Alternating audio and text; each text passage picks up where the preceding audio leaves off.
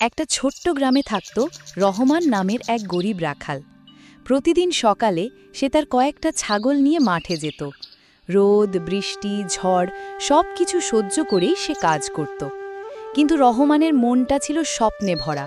সে চাইতো একদিন বড় ব্যবসায়ী হবে, নিজের প্রচুর গরু ছাগল থাকবে।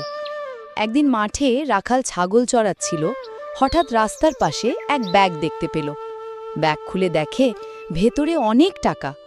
রহমান প্রথমে খুশি হয়ে গেল, কিন্তু কিছুক্ষণ পর তার মনে হলো এটা তো আমার না।